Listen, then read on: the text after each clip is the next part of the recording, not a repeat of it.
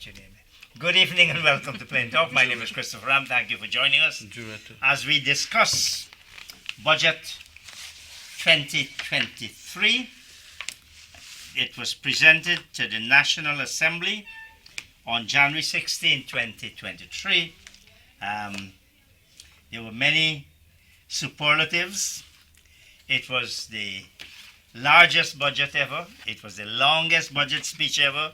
It was the highest budget deficit ever. All the superlatives. But it's not for me to be talking. I have with me Ms. Juretta Fernandes, Shadow Minister of Finance in the APNU AFC. That's right. And Mr. Kemraj Ramjatan, leader of the AFC. Ladies and gentlemen, thank you very much for joining me. I think you're coming from the debate? Yes, we've just left there. How is it going? Oh, it's going pretty nicely, as debates go in our National Assembly. I don't like to describe it as any other thing, but with a euphemism, nicely. It's going nicely. Intense. Why do we need a euphemism? Why don't we need facts? Oh, well, you try to be as like it with the courts.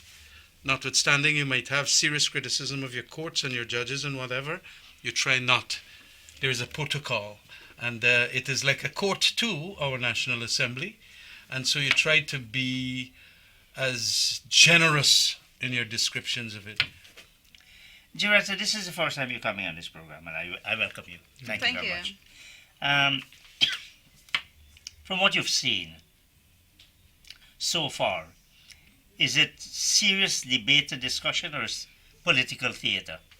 I think the government comes with the actions of the government side, if I can say that.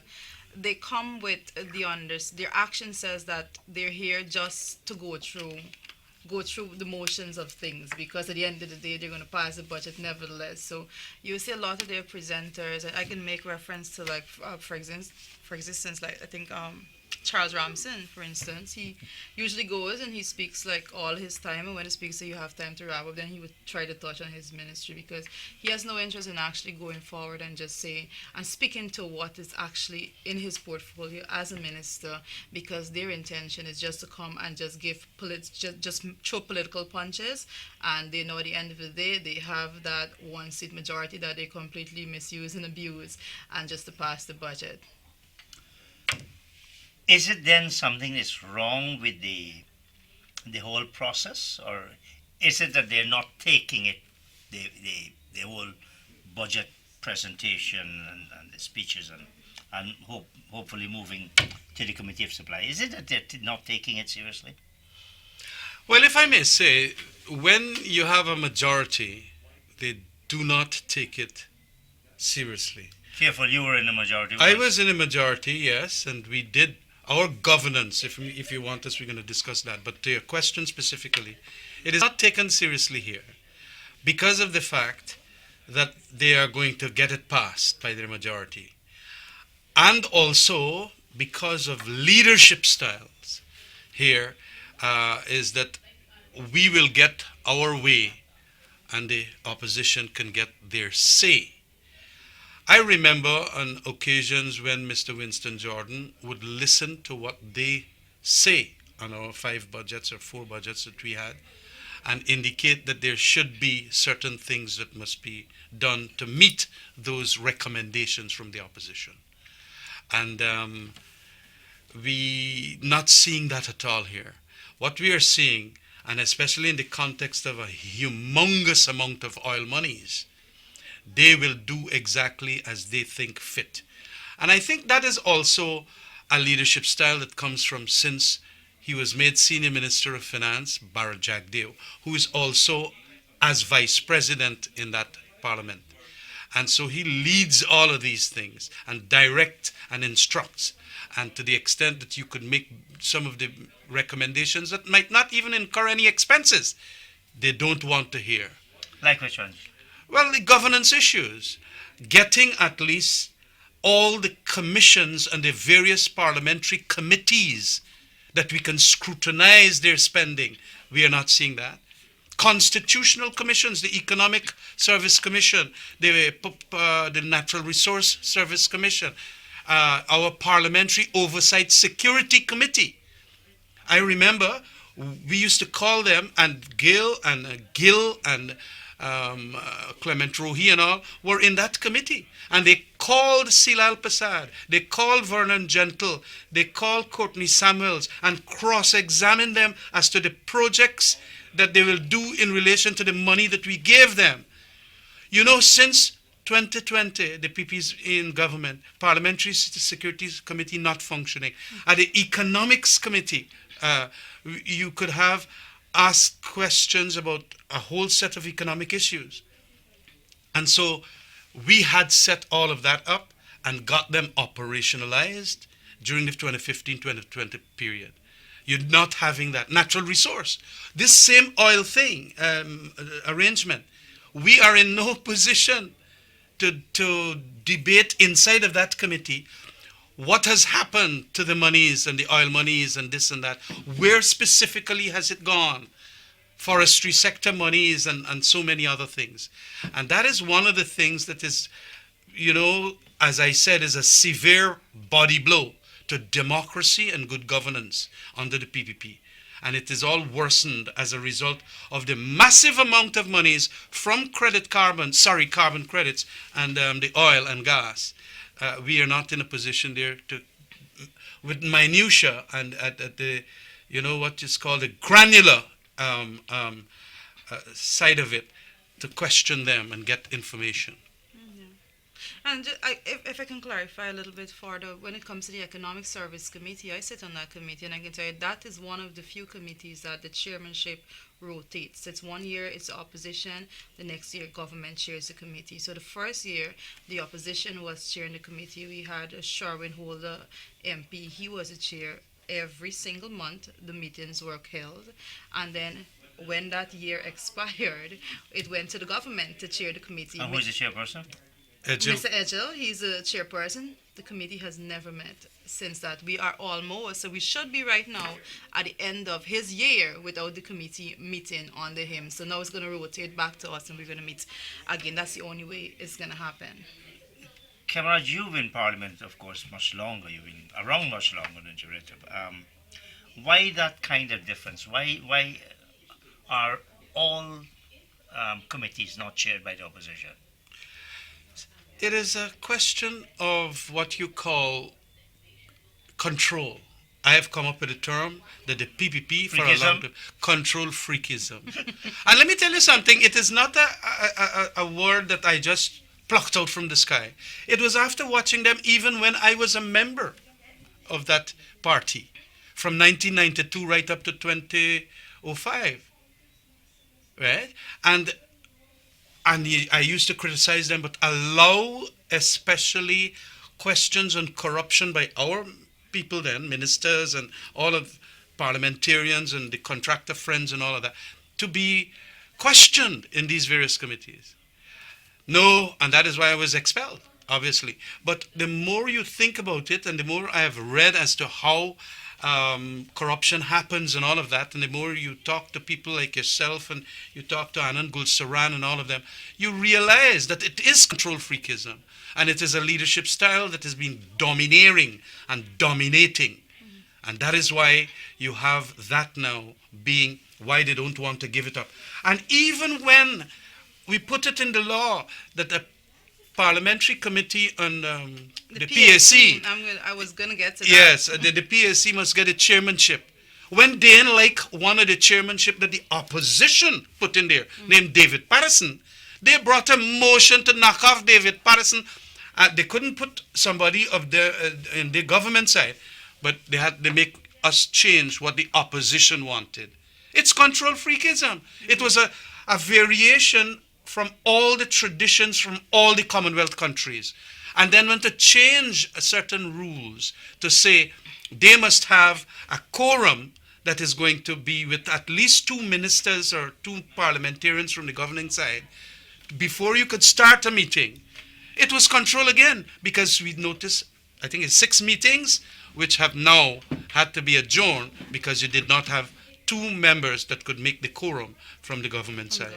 And these are mostly full-time employees of the government, full-time employees in the Senior- sense that they're on a senior- permanent payroll. That's right. Yeah, they're senior. I think that's the biggest problem that they have, and I think that it needs to be looked at rationally. When it comes to the PAC, we have to come to a position that if we actually want it to just be a committee that you just meet and go through the rigors of whatever it is that you're looking at, or if you want it to actually be effective. For it to be effective, you can't have the most senior minister sitting at the level of the committee. I think probably a lot of trial and error was done with that prior governments and so forth. But I think we're at a point right now, particularly with all the scrutiny that is needed right now, that we put systems in place and make sure that we don't have senior ministers. Right now, we have the government chief whip, Gail Teixeira, sits at the level of that committee. She's always super busy. We have a senior minister like Mr. Edgela sits at that committee, super busy. So for them to be there, present every single Monday is something that they find difficult, and that's something that they need to acknowledge and actually see if they want accountability or they just want to hold that position. That's it. I have a view on this so-called super busy.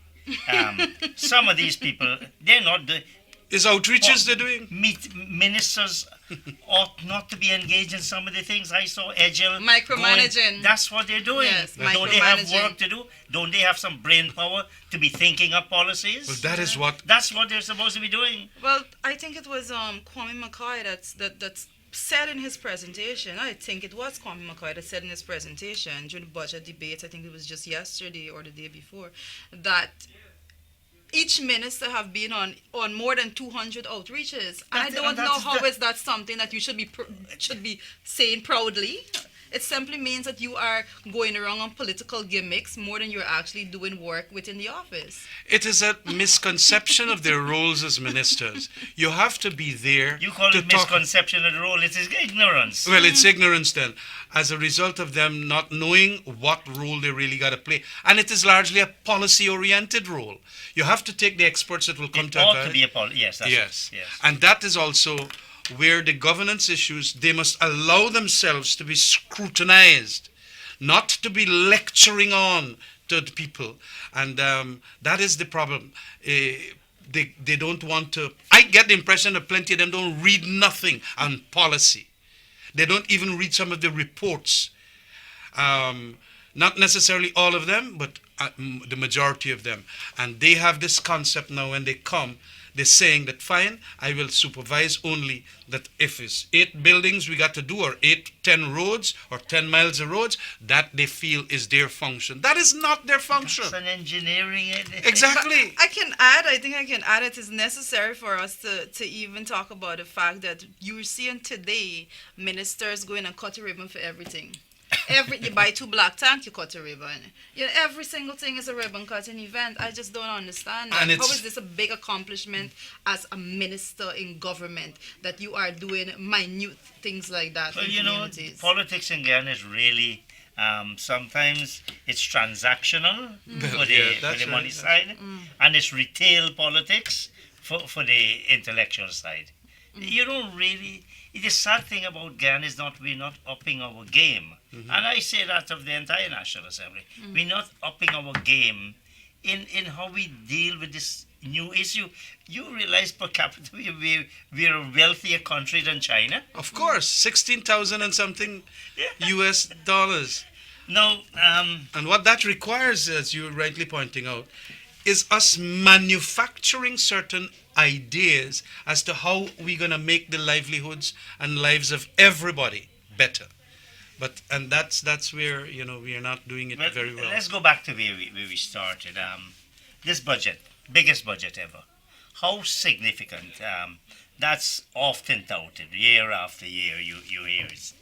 What does it really mean to the average person? Maybe you should answer that question. Yes. Okay. As the shadow. Well, I set it up to I wasn't speaking today, but somebody stood in the National Assembly and said, and we have presented the biggest budget ever, $781.9 billion. And I said, every budget is the biggest budget ever. We need to stop saying this, the biggest budget ever, They're as though it brainwashed. They're means brainwashed. as though it means something. What does it mean? You bring in a number like that. The budget today is last year's budget was $552.9 billion.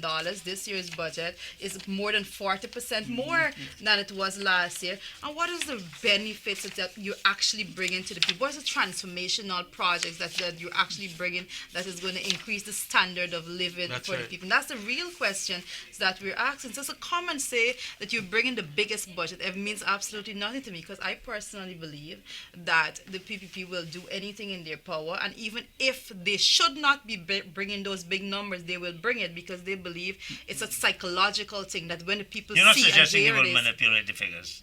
No, not manipulate the figures. I'm not suggesting that. What I am saying, not suggesting, is that they have gotten to the point that everything about them is just for it's just for the psychological impact that they have on people.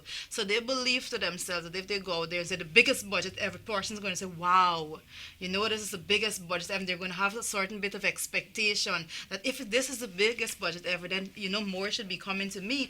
But then they're not going through the lines of this budget to realize that no, more is not coming to me. It's the same thing. So where is this money actually going? And that's what I've been asking all the time. She's right. The propaganda effect of stating that biggest budget, Yeah. and then also giving what I regard as minuscule sums increasing for certain social services and the pensioners and all of that. Does it mean that indeed the lives are better when you compare that as against the cost of living and the inflation that has occurred? And that is why I had to make the point that when you get this large set of money now, how do you make lives better? How do you make the cost of living and so on come down, or they could be met with this higher? And they did not do that, in my opinion. And they went into a huge also deficit budgeting too, to bring Yeah. up all this number. And it is in that extent then that I find, and that is why I made my opening address yesterday, that it would be not a good thing to compare what budgetary measures you have now as against what the AAPNU AFC had, because we didn't have this 40% increase in revenue stream. And to the extent then that we built only 4 police stations and you're going to build 8 now, you're going to use that against us. The important insistence that I am trying to make here is that what we must do a comparison with is that which you spending now as against which ought to be spent. Because the previous times we are in no position with that extra revenue. So, and that is what a lot of repetition is happening. Why you didn't buy 4 more schools? Why did you not build 1 secondary school in Region 1 and all of that? Well, we didn't have the money. You got the money now. Okay, well, fine. But when we had that large sum of money, whatever, at that stage, let's say 2019, what we did was to ensure that you nudge infrastructure work, not necessarily so big that you exclude the benefits to the working people of the country. And I think that was a very good point that was made by Juretta in her, very strong recommendations as to what they should have done with the money, instead of simply putting, how much, about 200 and something $1 million infrastructural works and so on. Because we got to make sure that the budget is in such a way that you just don't put all the money into infrastructure, or the majority of it, and then you leave out the working people who are now being affected by an inflation rate of 7.2, which might be very well on the low side, and the course cost it's on of the low living. side.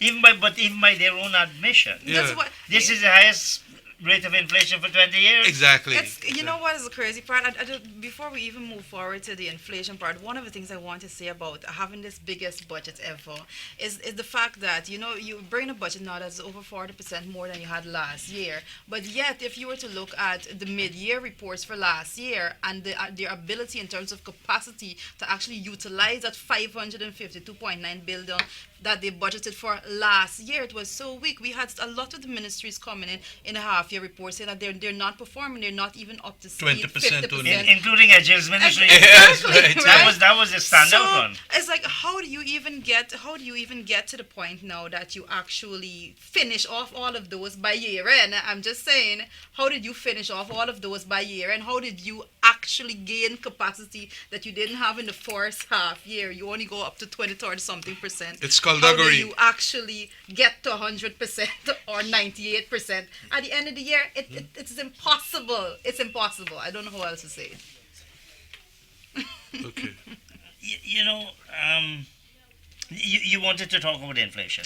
Oh yes, the inflation rate, and one of the things I did pick up, and I want to actually say is that today, was it today? Yes, today it was the Minister of Agriculture, Mr. Mustafa, actually stood in the National Assembly, and he was given his presentation, and he was in his presentation. One of the things I picked up that he said is that we are producing as a nation. This is what he said. I'm just picking up of what he said.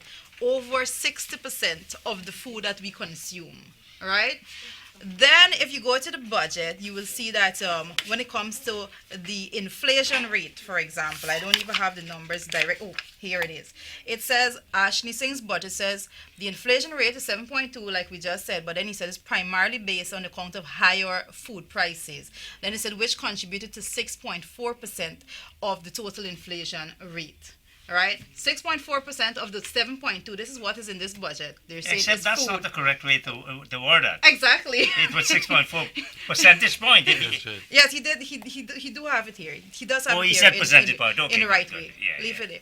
But the point is that I'm making is that these very same persons would go on all social media, television, and say, "Oh, everywhere have inflation. This is an imported inflation that we're dealing with right now." When by their own admission, they're saying that the inflation that we face, in particular in the food items, is inflation that is right here. It's coming from right here.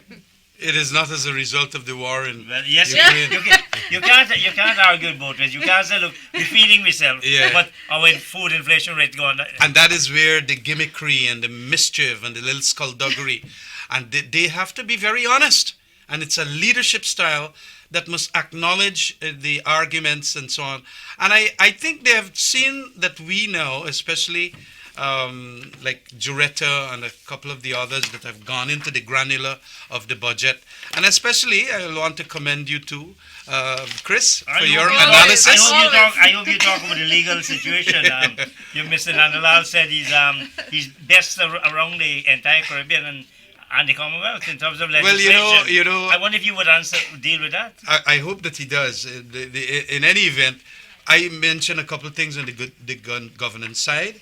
And of course, there will be, Mr. Roysdale Ford also mentioned on the legislative arrangements and a whole set of other things.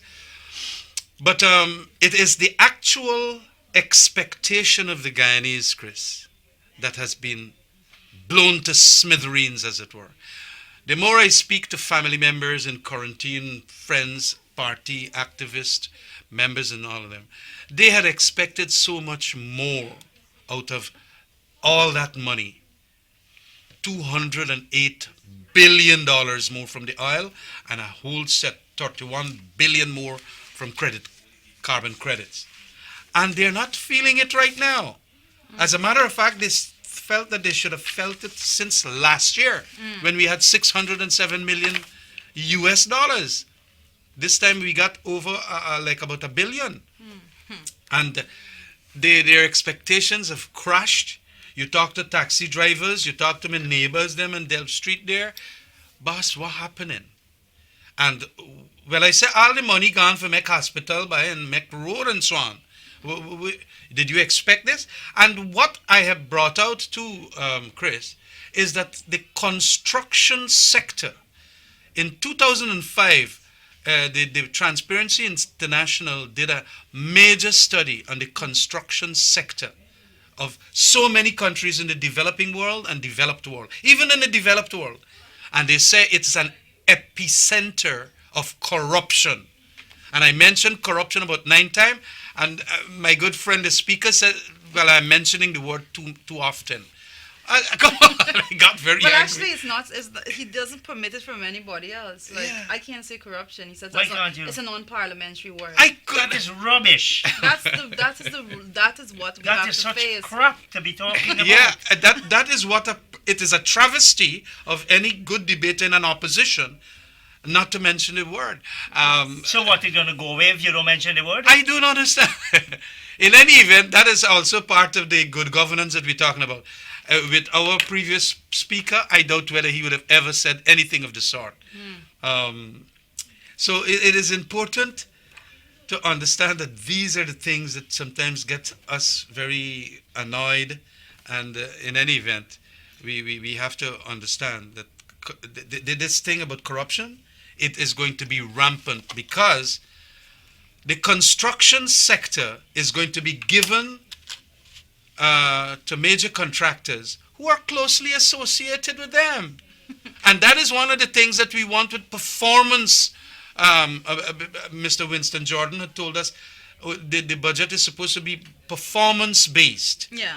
And so whenever now they're saying that they're going to build this and build that and so on, we must be in a position to know whether indeed this $200 billion or whatever it is in the construction industry is making good things. And what we have seen last year, of construction money for last year, is that some roads are being built that are so substandard. It's being rebuilt this year. That's Yeah. okay. You And know- it's capital work. I actually wanted to just touch on something, Kim, said before you move forward, because we were talking about inflation, and one of the things that I want persons to understand is that 2023 you will not get 3.8 inflation at the end of the year. So I don't know. That's wishful thinking. You know, Really. for the Minister of Finance, Ashley Singh, to come before the House and to actually give that as a target for 2023, I see it as a lot deceptive, because it's not. He knows it's not a reality and it's something that he can't accomplish. The same way in which he knew that the 4.1% was something that it was not going to be accomplished. And That's I say the that 4.1% you're referring to is what he said last year. 2022. Yes. And it became 7.2. Yes, So no, 7.2. 7.2. Yes, he knows that And he many can't of us keep believe it. it's more. But I personally believe it's more, and I don't have the data that, because another thing I'm going to say is that he has completely stopped bringing out a lot of these data from the Bureau of Statistics. We're just lacking data over the last year or so, so we don't have a lot of those raw data to go back on. But one of the things I will say is that he is saying 3.8, while simultaneously the government that he is in is going on with expansionary monetary policies that he knows is going to cause inflation.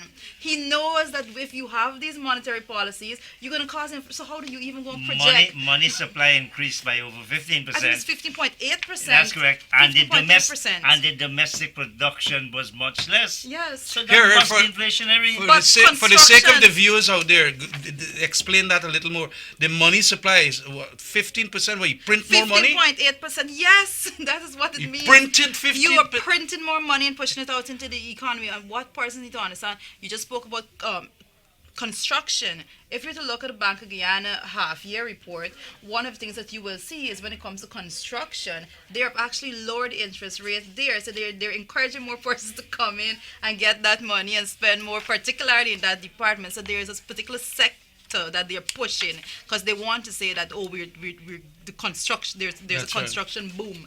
They like to come and say that on so many programs, but persons need to understand the gravity of all the things that they're doing. Big announcement was made, I think it was the president, I'm not sure, I'm not going to say it's him, but one of them made this big announcement that they're going to be lowering the reserve requirements at the commercial banks. It simply means you're pushing more money out into the economy.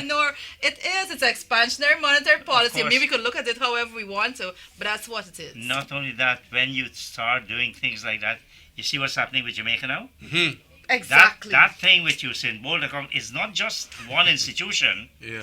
It was very bad. I was looking at the audit report of that entity. I mean, Usain Bolt obviously had a very poor advisor. That's right. You have, Joretta, the 2022 financial statements of that entity saying this business is in trouble.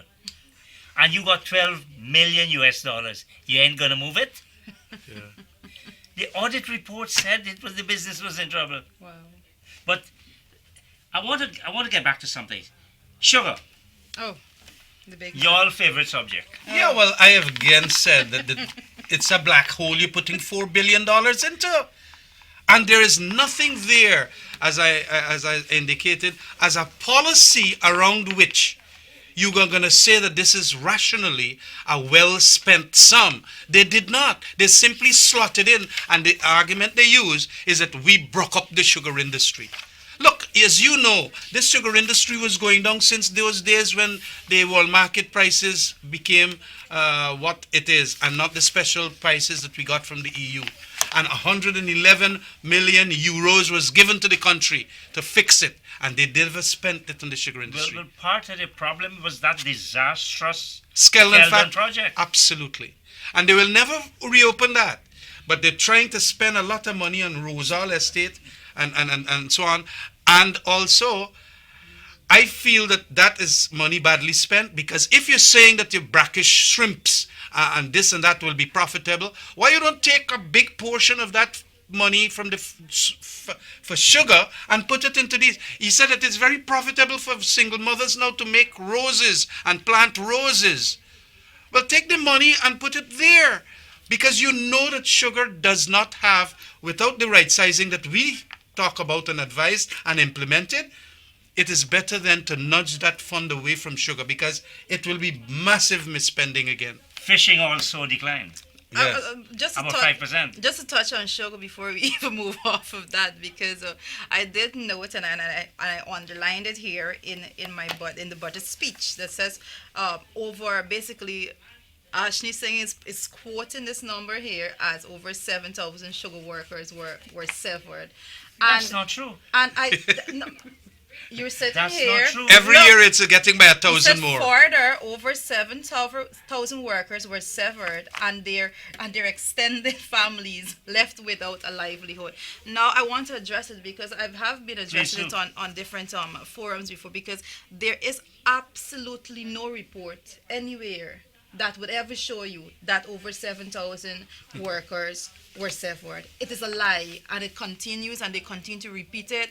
And I note that the Minister of Agriculture, Mustafa, gets up and he says it, and all of that. So when he said it, when he presented and he said it today, I asked one of our presenters to just put the challenge. You present a document that show where these over 7,000 sugar workers is coming from, because that is a lie. It is a simple lie, and they continue to say these things, but That's we have horrible. to. Fishing has also gone. Yes, well, the fishing we know is apparently as a result of the environmental hazardous stuff that Exxon is pouring into that water. I know there was a recent report that came out from the most recent environmental assessment done for the new platform. Well, that's really done by consultant to Exxon to submit it to the government and this EP. I don't know what they do really. It's a We could do better than not have the EP. At least we'd save the money. yeah, okay. Now,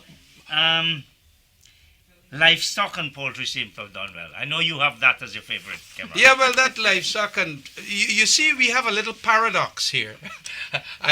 People did not, got me when I mentioned that we got livestock production going up a little, poultry going up a little, but our eggs and milk have not gone up. And I made the comment, I hope it was not the ministers whose intervention has caused that, or whether it was Kwame Mackay's.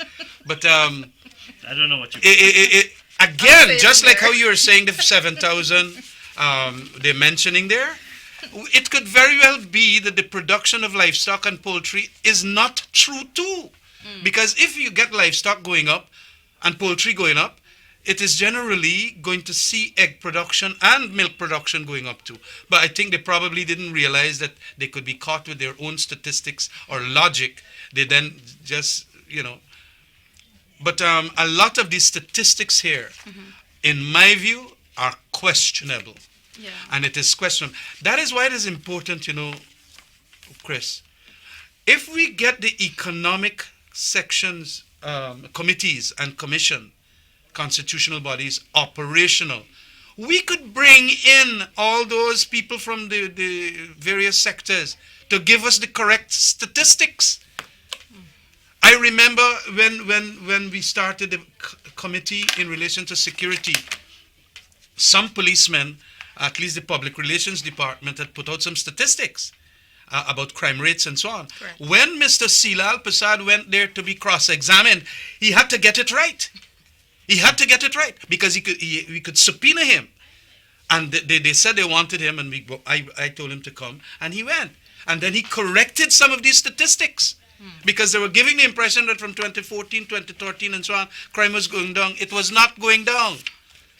And then when you question those because they have a duty to answer truthfully, then you get some of the statistics. And of course, the PPP say, here, you see, Ramjatan, you see? I said, yes, that is why I want the committee to function. Because we could cross-examine these players who give the ministers information. But they don't want none of the ministers to be cross-examined, or the heads of departments and so on. And so we're going to have a kind of a disfigured set of statistics, and the scrutiny will not be there. Director, I want to ask you about. Sorry, you were. Yeah, I was just gonna say is that when we're looking at those things, you're talking about sugar and fishing and stuff like that, the non-oil sector, Yes. basically. And I think it's important for persons to know it, because I did make this point in my presentation that whilst the budget is 40% more than last year's budget, the non-oil GDP projection by the minister is less. 7.7%. 7.9, right? Yes. He's coming from, he's saying that last year the budget was 552.9 billion and we got a non-oil GDP of 11.5.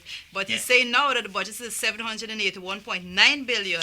Our non-oil growth is going to be 7.9%. So I'm telling people, like, people need to make sense of this. You know, what is he saying? You can come and say that, oh, all the sectors are going to be doing great. You are predicting that it's slower growth. Yes, that's right. Rate in 2023 that we experienced in 2022. And if we could have gotten the statistics, it would have been a jobless growth too, because we're not seeing the jobs around the place. And Well, it's interesting that he didn't mention jobs, that's another thing. because, By his omission, it's a skullduggery.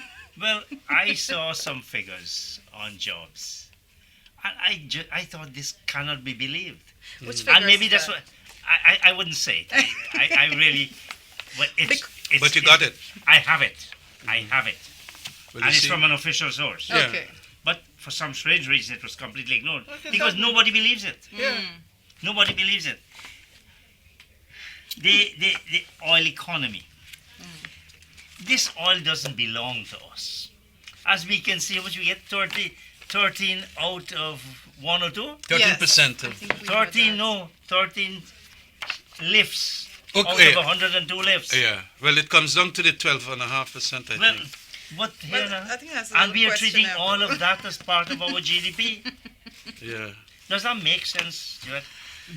The entire amount of the petroleum produced, even though 87% doesn't come to us, is counted in our growth. Does that make sense? You know, when we talk about, and I keep making a point, and a lot of the ministers within the PVP, since last year, they've been tackling me faith to say that why are you even looking at this non-oil growth as opposed to, looking at the collective GDP growth, and so, because that is the real growth that you're actually experiencing. That is the real growth. That is the real state of the economy. So you can't just look at those things. And not only that, the price of oil is not stable like that. So how are we? I think they're just putting literally all their eggs in one basket. I think there was an So if illustration. the chickens can't get you eggs now, you're looking for the oil to get you the eggs? Well, that is exactly what they say. That's what it is. And they're even manipulating that. No, but Chris, that is an important point, because we were in the process of getting a number of people to do the auditing of Exxon on the platform. They're going up in the satellite now to see whether the people are doing the lifts and all of that. It is crazy. And what you need are qualified auditors, and the World Bank had put aside, I think, $1 million for the training, $205 million for training of our people to better audit. Because, look, these, and it is a Marxist-Leninist party, you know. They used to say that these imperialist and transnational companies going to rip we off. They're not preparing themselves now to ensure that there is no rip-off with a quality set of trained auditors to go and check out. Okay, we might not get the experience right 2 years from now, but we certainly must set the preparatory groundwork to know that when Exxon says that they have $5 billion, they got to pay some Singapore company for a platform, that we could go and check that out, because they could manipulate the numbers and give us wrong figures and then extend their cost oil so high that we are left with a smaller sum from which we now get our 12.5%.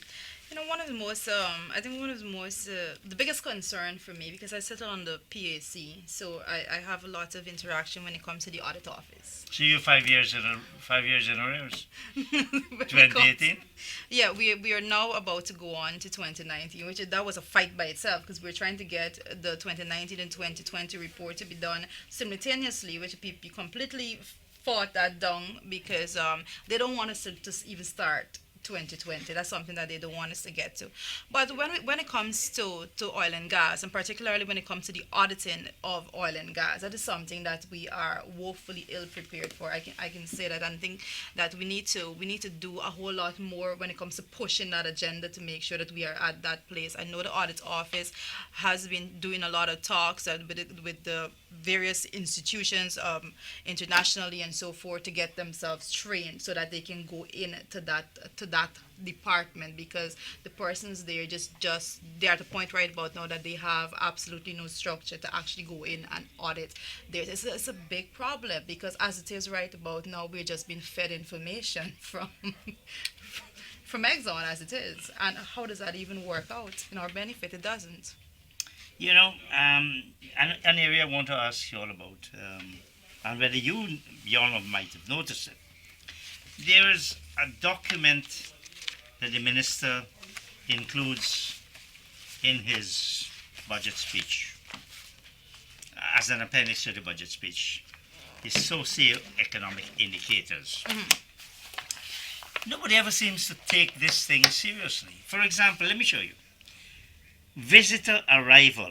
We make issue about visitor arrival. Do you know it is much less than, the number was much less than it was in 2019? Oh, yes. Much less than it was. That our population growth in 2022 was less than it was in 2018. The number of doctors per 10,000 is actually is Lower. just about the same as it was 5 years ago, 4 years ago, without 5 years ago, without all that injection of money. Exactly. Where is this biggest budget ever going? Why is it not reflecting these economic indicators, economic and social indicators? Well, that's the point, and a lot of persons, sometimes as when you go, particularly when you go to National Assembly and you are doing budget debates and so forth, like when you get to these level of data analysis and you go into the statistics, it's not something that Everybody can just pick up, and this is just going to take you 2 hours to go through all of Yeah, these. but I do believe it warrants some attention. Oh, no, it does. It has to be given the attention, because what I can tell you is that as it is right now, every single program, every single platform you see the PP ministers take, they would give this impression as though everybody's rushing to Guyana and everybody's waiting to suck up these these statistics don't resources. suggest that. But the statistics that they're providing says the complete opposite. It says that people are still not coming. People are still not interested in being a part of this. Although it brilliant will- picture The that you're saying. the migration is going up. Exactly. People are still leaving. But for all this paradise we're in, and the question then is why? It must be something wrong with our society, something wrong with the governance, something wrong with the division of income, Polarization. division of assets, polarization. Yeah. Yeah. That's And all all it of is. these must be taken into account. They probably put it in fine print deliberately too, because when I watch No, this thing, it's a lot of numbers, Kebraj. it is a You lot could of put it on numbers, more but, than one but you could pages. put it in 2 pages, man. Look at the fine print. And I told him about that. But you got to get good analysts too to understand these things. Just like when they took away in the law house-to-house registration under a kind of a rules and take away residency requirement, you got to be smart enough as a lawyer to understand it. Our quality in the and when I want to ask questions about these things of the parliament. The parliament does not have a staff that is fixed for you to go and ask these questions. You gotta go ask Bakashni Singh. You understand? You know, one of the, forget the moderate, from 118 in 2018 to 128 in 2022. This business of the matriculation rate, the qualification at that secondary school level has dropped from 46% in 2018 to 32% in 2022. That's, if you are saying that your human capital is your most valuable resource, forget oil, more valuable than oil. And that is, look at that decline. Yeah, Beverly mentioned that. That was spoken about, and I have to say that those are things that I want everybody. I think we need a lot of larger group of people actually pushing these conversations forward, because we go out there and we make these points, and then if civil society do not pick up on a lot of these things, it gets sometimes lost in the way, because it's the amount of things you have to keep correcting all the time. It's crazy. So our budgeted monies are not performing. The outcomes are not being The achieved. outcomes are not. Yes, exactly. I spoke yesterday. I made my presentation and just yesterday, and the Minister of Education spoke just before me, and she started to speak about the concept of equity and equality. She's saying that the equity is when you're giving all the textbooks to students, to every student. You're giving textbooks to every student. So I told her no, but one of the most important concepts that I think that they need to do is, how do you measure if your policy and the resource injected into the economy is being done in an equitable manner. And you have to look at these data, and then you will know if it's actually, because I made a point yesterday that the only way to measure that it is being efficiently and effectively injected equitably is if you have equality in outcome. I know a lot of times they don't even want to look at those things in that concept, because it's like, I'm speaking Spanish, they just, That's right. I don't know.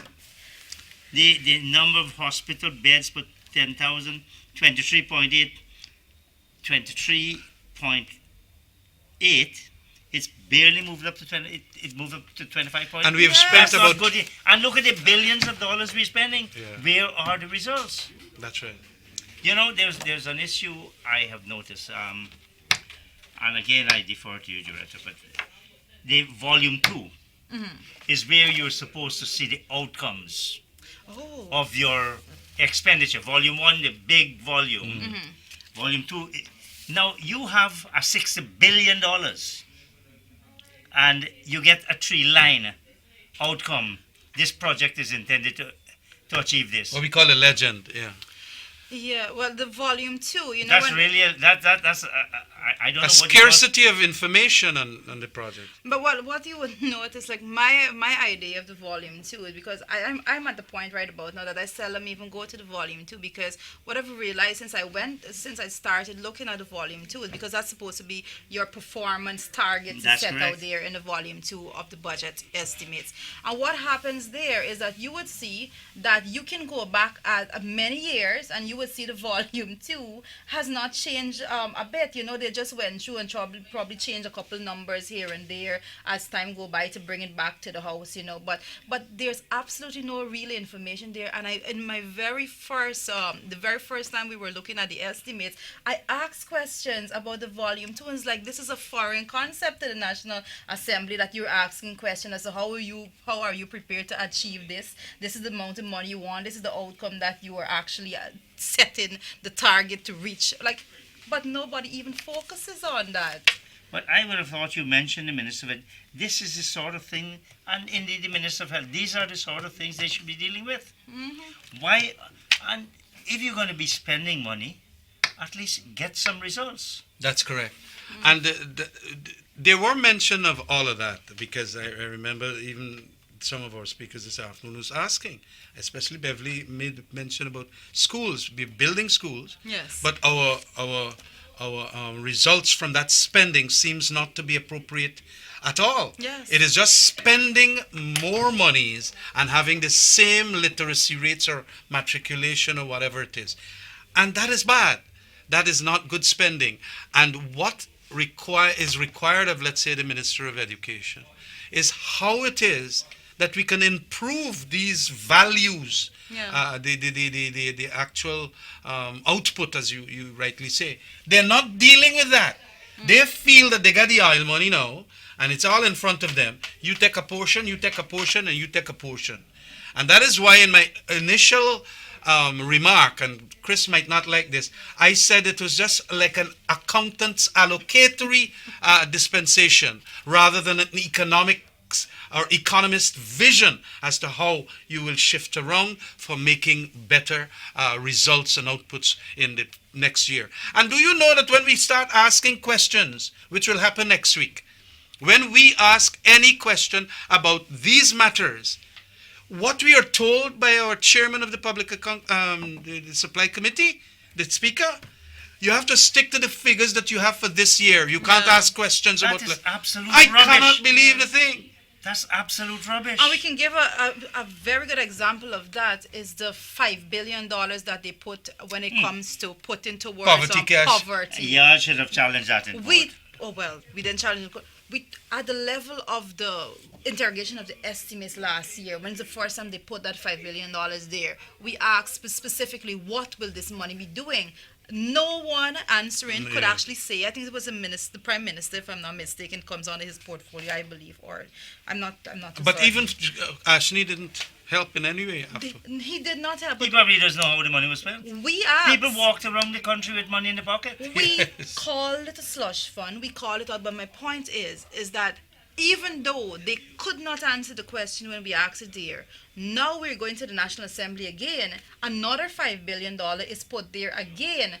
And if we even attempt to ask, what did you do with it? You could not say what you were going to do with it, but now you should be able to say what you did with it. The speaker's not going to allow us to ask that question because we're not looking at it. I'm not sure he's 2022 qualified budget. to be a speaker, quite frankly. And I do say that. He's my friend, but I don't think he's qualified.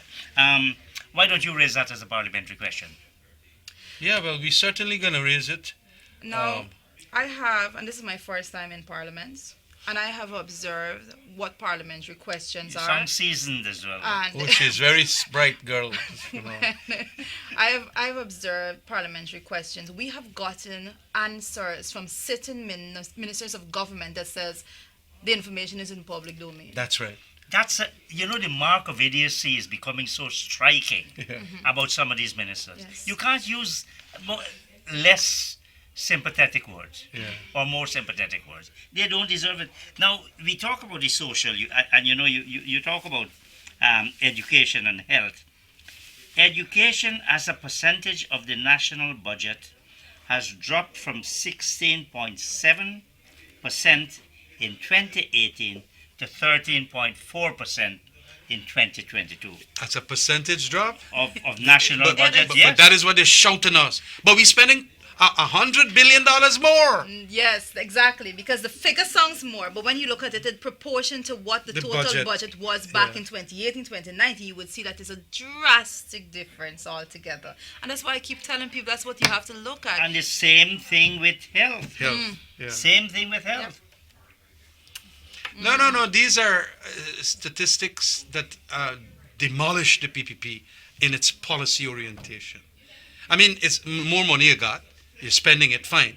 But what are the outputs? And it cannot be that is good spending. That is not good budgeting. And although brilliant as he is as an accountant, I get the impression that there is a deficiency in relation to policy and where it is that we can get better results from. So many people leaving the country, and then they come up with the statistics there. I don't know. We are in for a bad 2023. Yes. Well, so says the Minister of Finance, 7.9% non-oil GDP growth.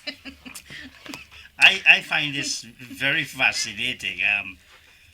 The crude debt ratio has increased from 6.0, this is per thousand, to 7.7. These are important statistics, and they should be called upon to defend these, because you're not going to get this in the Committee of Supply. The No. Committee of Supply is where the bookkeepers get going. Yeah. Well, that's where they should get going. But I would invite you and the viewing public to actually pay attention to those questions, and particularly the responses that you're going to get, because I have the honor of asking Ashley Singh questions, and I'm going to tell you, every question I ask him, he's going to give me, I have probably an hour to just go through that portfolio with him. And when every question I ask him, he's going to give me about 15 minutes of political rant, and then he's going to give me a 30-second response. No, but that is what he does. And then we're going to go. He will take 10 minutes to talk about the elections and the 5-month period when you ask him in a line item there. And where does that really get Exactly. us? Where does it get us? But at that point, and that's where that's where I think the speaker and at that point the chairman of the Committee of Supplies need to be very tactful in the way in which he allows those answers, because he doesn't allow any preamble when you're asking a question, but in the response You could Oh, get all okay. kind of preamble exactly. and God. post-amble. Yes. You know, the one good thing I see, crude marriage rate has stabilized at 5.2. Good going. So you young people are not doing too badly. The divorce rates have dropped. Well, that's a Well, good that could question. affect lawyers. So you're coming up to this debate. Do you see at any stage, apart from just rambling explanations, any changes to some of these allocations that are made? Well, if it's directed to me, they're not going to make any change in the allocations. I think that is what Anil Nandalal has indicated a long time ago. The finance minister must come and propose, and his proposition there is what will be the final result. I remember, however, and he had made the mistake in when we dealt with that court matter, when we had the majority, the PNC and the AFC constituted 33 seats in Parliament. He said that whatever the Minister of Finance proposed is what is the final figure for the budget. He was wrong. We could alter budgets, but you got to get a majority in Parliament. Yeah. And so Yeah. whatever they have there, they're not going to listen to us. And I know the style of leadership, especially of Jagdeo there, literally serving his third term. He's the Caesar. And that Caesarism persists with him. And he behaves like a Caesar too, because he ain't come to the budget debate up to now, you know. Not one day. He goes doesn't come to outside. Parliament. He don't go inside. and he there telling the fellas what to say and whatever. That is crazy. But that kind of leadership style does not have the give and take that is necessary to make amendments. I want to ask you about legislation. We have not had a single piece of legislation on oil and gas. Not a single piece, That's true. right? You have the human organs and tissue transplant. I think you have the hemp. Yeah. That wasn't mentioned not once in this year's budget. So But just to tell me- add to that. Tell me something. Do those things take priority? Does hemp take priority? Or organ transplant take priority over oil and gas at this stage? Absolutely. Given these outcomes we're talking about, given the statistics, given the objectives, how could you take pride in bringing this type of legislation and ignoring oil and gas? Yeah, because they have no intention of actually having legislations for oil and gas. They They want don't it to be the want- way in which it is.